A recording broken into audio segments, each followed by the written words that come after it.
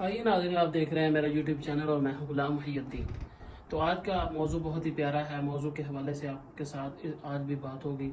آج کا موضوع ہے سیدنا عثمان غنی کے دور کا ایک واقعہ ہے جو کہ میں نے آپ کے گوش گزار کرنا ہے۔ حضرت سیدنا عثمان غنی کا دور مقدس ہے تو اور مدینے میں قحط پڑ گیا۔ قحط اتنا کہ لوگوں کے پاس کھانے کے لیے روٹی نہ رہی، لوگوں کے پاس کھانے کے لیے گیہوں نہ رہے، لوگوں کے پاس کوئی چیز نہ رہی۔ تو حضرت عثمان غنی کا 1000 اونٹ جو گلے سے لدا ہوا ملک شام سے مدینہ کی طرف آ رہا تھا۔ جب یہ بات مدینے کے تاجروں کو پتہ چلی نا کہ حضرت سیدنا عثمان غنی چونکہ مالدار بہت ہیں، آپ کو غنی اسی وجہ سے کہا جاتا ہے کہ آپ مالدار بہت ہیں اور اللہ کی راہ میں سخاوت بھی بہت کرتے تھے۔ جب مدینے کے تاجروں کو پتہ چلا نا کہ عثمان غنی کا اتنا سارا غلہ آ رہا ہے ملک شام سے مدینہ، تو ان کو پتا تھا کہ اب مدینے میں تو قحط پڑا ہوا ہے، تو لوگ تو روٹی کھانے کے لیے تنگ ہیں۔ اگر ہم وہ عثمان غنی سے وہ سارا غلہ خرید لیں گے تو بعد میں ہم لوگوں کو مہنگا کر کے بیچیں گے۔ یہ ان کی ایک ذہنیت تھی۔ اسی حوالے سے وہ حضرت عثمان غنی کے پاس آئے، آ کے کہنے لگے جی آپ کا سنا ہے جی غلہ آ رہا ہے ملک شام سے، تو گیہوں، کھجوریں، یہ اس طرح کا کھانے پینے کا سامان جتنا بھی ہے وہ آ رہا ہے، تو آپ ایسا کریں وہ ہمیں فروخت کر دیں سارا، اور ہم سے ایک کے بدلے 1 گنا منافع لے لیں۔ اگر آپ کا مال ہے نا 10 روپے کا مثال کے طور پر، تو آپ ہم سے 20 روپے لے لیں، یعنی کہ ہر 1 روپے کے اوپر 1 روپیہ ہم سے نفع لے لیں۔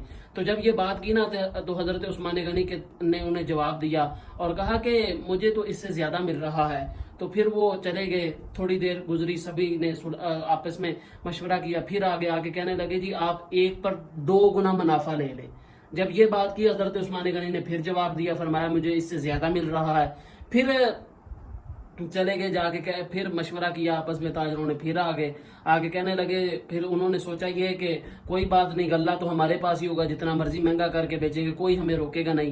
جب حضرت عثمان غنی کے پاس وہ آئے نا تو آگے کہنے لگے جی آپ 1 کے اوپر 3 گنا منافع لے لیں اور ہمیں وہ غلہ دے دیں۔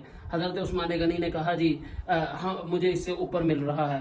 تو حضرت عثمان غنی نے جب یہ جواب دیا نا ان تاجروں کو، تو تاجر کہنے لگے مدینے کے تاجر تو ہم ہیں، آپ کو اس سے زیادہ کون دے رہا ہے؟ جب یہ بات تاجروں نے کی اور حضرت عثمان غنی نے سنی تو انہوں نے کہا نا مجھے اس سے زیادہ مل رہا ہے۔ جب سارے تاجر چلے گئے نا تو جب اگلا دن ہوا اور غلہ سارا پہنچ گیا مدینے، جب مدینے پہنچا نا تو بات بڑی محبت سے اور توجہ کے ساتھ یہاں سے سننی ہے آپ نے، جب مدینے کی طرف سارا مال پہنچ گیا نا حضرت عثمان غنی کا، تو پھر حضرت عثمان غنی نے اعلان کر دیا پورے مدینے میں کہ جتنے بھی غریب ہیں آج وہ سب کو غلہ عثمان مفت دے گا، سب کو کھانے پینے کا سامان حضرت عثمان مفت دیں گے۔ اور لوگوں کی لمبی قطاریں آ گئی، آ کے غلہ لینے لگ پڑے۔ جب تاجروں نے یہ بات دیکھی نا کہ حضرت عثمان غنی نے تو مفتی بیچ دیا ہے، تو آگے سارے تاجر آ کے کہنے لگے عثمان تم نے تو کہا تھا مجھے 3 گنا سے زیادہ منافع مل رہا ہے، یہاں تو نے سارا مفتی بانٹ دیا۔ تو حضرت عثمان غنی نے قرآن مجید کی آیت پڑھی، فرمایا من جاء بالحسنۃ فلہ عشر امثالھا، فرمایا رب نے فرمایا ہے جو میری راہ میں 1 نیکی لے کر آتا ہے میں اس کو 10 گنا واپس کرتا ہوں، اور قیامت کا دن کا وعدہ ہے کہ میں اس کو 70 گنا دوں گا۔ تو اب تم ہی بتاؤ، تم تو مجھے 3 گنا منافع دے رہے تھے اور جس کے ساتھ میں نے سودا کیا ہے وہ تو مجھے 10 گنا دے رہا ہے۔ اب تم خود ہی بتاؤ میں اس کے ساتھ سودا کرتا یا تمہارے ساتھ سودا کرتا۔ یہ بات جب تاجروں نے سنی نا تو تاجر بڑے حیران ہوئے اور کہنے لگے کہ ہاں میاں صاحب کی زبان میں انہوں نے کہا مالاں والے سخی نہیں ہوندے، تے سخیاں مال نہیں ہوندے، چاہتے تو وہ 3 گنا منافع لے کر اپنے مال کا وافر مقدار کر سکتے تھے، لیکن نہیں، فرمایا مالاں والے سخی نہیں ہوندے تے سخیاں مال نہیں ہوندے، ایتھے اتھے دوئی جہانے سخی کنگال نہیں ہوندے۔